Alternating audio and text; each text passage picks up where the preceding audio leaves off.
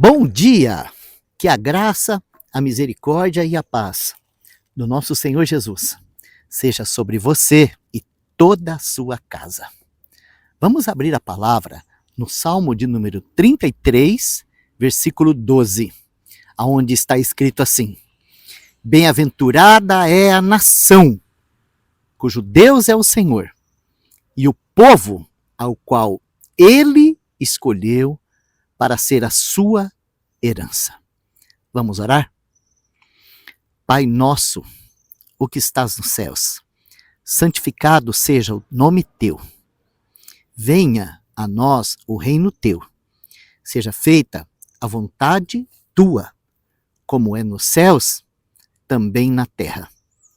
O pão nosso, o cotidiano, dá-nos hoje, e perdoa-nos as dívidas nossas, assim como nós perdoamos aqueles nossos devedores.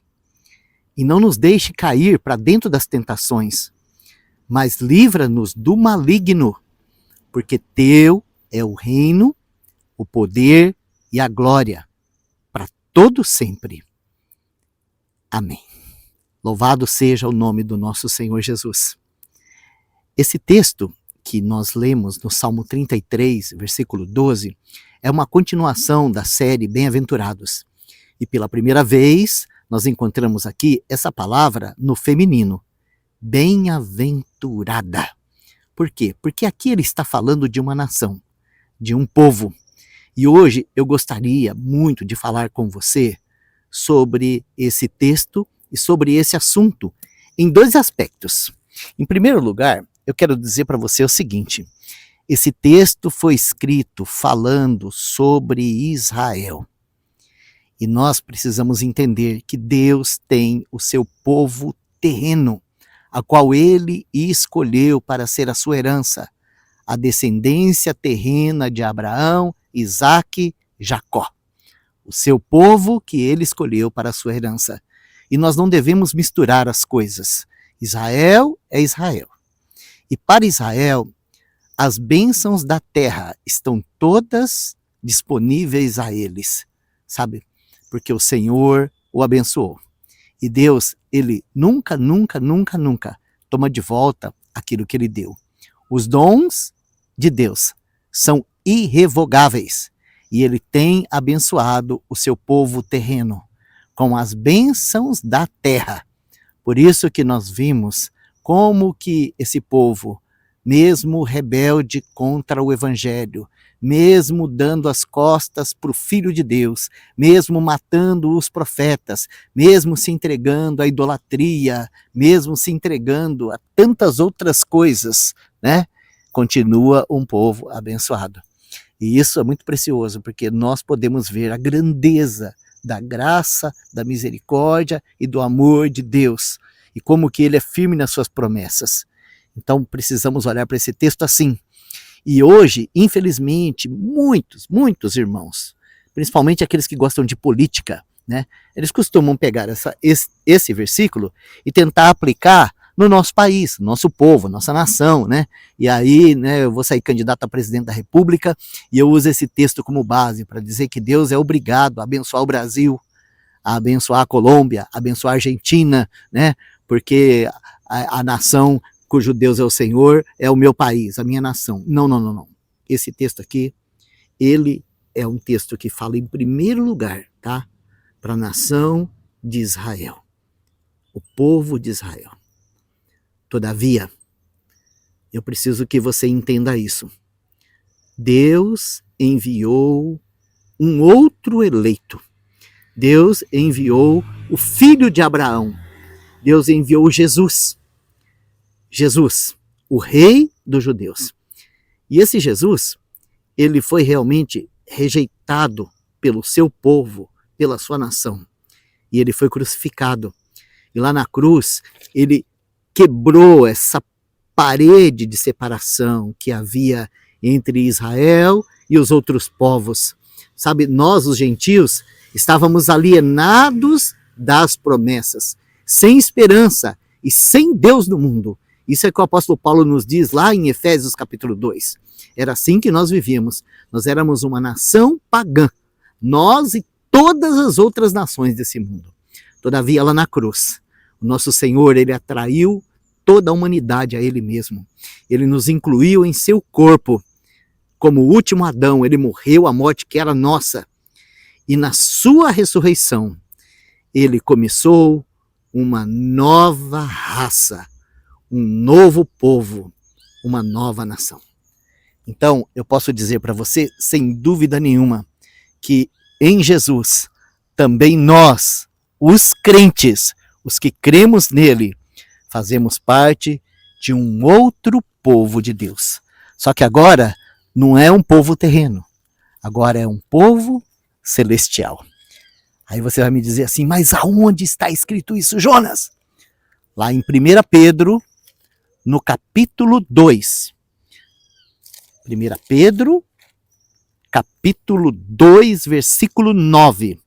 Está escrito assim: mas vós sois a geração eleita, o sacerdócio real, a nação santa, o povo adquirido, para que anuncieis as virtudes daquele que vos chamou das trevas para a sua maravilhosa luz.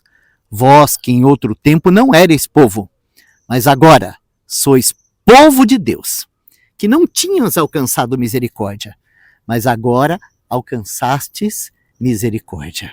Ou seja, a igreja de Cristo não é o Israel de Deus. A igreja de Cristo é o povo celestial de Deus. O Israel de Deus é a descendência terrena de Abraão. A nação santa, o povo celestial, são aqueles que creram no Evangelho. E essa palavra, irmãos, ela é usada por algumas seitas que se autodenominam a nação santa. Sabe, essas seitas só dividem o povo de Deus. E, infelizmente, hoje nós estamos divididos em muitas seitas. E cada uma se apropriando dessa ideia de que são a nação santa. Não, não. Irmãos amados, a nação santa, ela é constituída de todos aqueles que nasceram de novo, de todos aqueles que são fiéis a Jesus, de todos aqueles que creram no Evangelho. O Senhor tem um povo celestial nessa terra, e esta é a nação santa. A nação cujo Deus é o Senhor. E é bem-aventurada essa nação santa, a igreja de Deus. E se você já creu em Jesus, já o recebeu como Salvador, você precisa conhecer essa verdade, que agora nós não pertencemos mais, tá, a essa terra e a nenhuma pátria terrena. Mesmo aqueles nossos irmãos judeus, descendentes de Abraão, que creram no Messias e receberam Jesus como Salvador, eles já não são mais israelitas. Eles agora fazem parte da igreja de Deus, a nação santa, o povo adquirido, a herança do Senhor, propriedade do Deus vivo. E é muito importante nós separarmos essas coisas, porque as promessas de Deus para a sua igreja são muito mais altas do que as promessas de Deus para Israel. As promessas de Deus para Israel estão relacionadas com esta terra. As promessas de Deus para a igreja estão relacionadas com o reino dos céus, com as gloriosas promessas da Nova Jerusalém, a nossa cidade. Inclusive lá em Filipenses, no capítulo 3, no versículo 20, tem um versículo que os irmãos que gostam de política, eles procuram fazer de conta que esse versículo não está nas suas Bíblias, sabe? Mas esse versículo, ele diz assim, olha, Filipenses 3, 20. Mas a nossa pátria, ou a nossa cidade, está nos céus, de onde também esperamos o Salvador, o Senhor Jesus Cristo, que transformará o nosso corpo abatido para ser conforme o seu corpo glorioso, segundo o seu eficaz poder de sujeitar também a si mesmo todas as coisas. Não é lindo isso? Essas são as promessas de Deus para o seu povo, a sua nação santa, o seu povo celestial. Ou seja, a nossa política, irmãos, a nossa cidade, a nossa pátria é celestial. E nós estamos nesse mundo e nós temos responsabilidade sim sobre esse mundo. Que tipo de responsabilidade nós temos sobre esse mundo? Então, eu gostaria de tomar um texto lá do Antigo Testamento, que está lá em Jeremias, no capítulo 29. Jeremias, capítulo 29, versículo 7. Só para os irmãos terem uma noção de qual era a promessa de Deus para o povo hebreu, o povo judeu, quando eles se tornassem peregrino e forasteiro em terra estranha. Tá? É importante isso, porque isso aqui é só uma figura, né? Com eles aconteceu exatamente isso. O povo judeu se tornou peregrino e forasteiro em todo o mundo, e ainda hoje peregrinam por todos os lugares desse mundo. Ainda que nós temos uma Israel política, mas o povo de Israel ainda é peregrino e forasteiro mundo afora. E o Senhor deixou uma palavra para eles. Como que eles viveriam como peregrinos e forasteiros para onde eles fossem levados? Seja para a Babilônia, seja para qualquer lugar. Então o versículo 7 diz assim, olha. Procurai a paz da cidade, para onde vos fiz transportar em cativeiro. E orai por ela ao Senhor, porque na sua paz vós tereis paz. Ou seja, eles não deveriam ficar preocupados com esse assunto do cativeiro. Eles seriam levados por todos os lados. E na cidade que eles chegassem, eles deveriam morar. Eles deveriam plantar. Eles deveriam colher. Eles deveriam comer.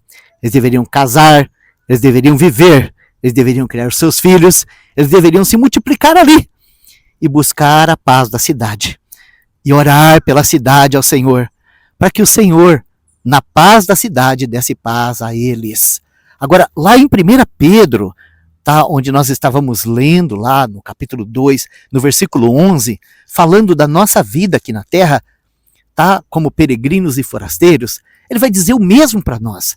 Diz assim, olha, amados, peço-vos como a peregrinos e forasteiros, que é isso que nós somos aqui, que vos abstenhais das paixões carnais que combatem contra a alma, vivendo honestamente entre as nações, para que naquilo que falam mal de vós, como de malfeitores, glorifiquem a Deus no dia da visitação, por causa das boas obras que em vós é observada.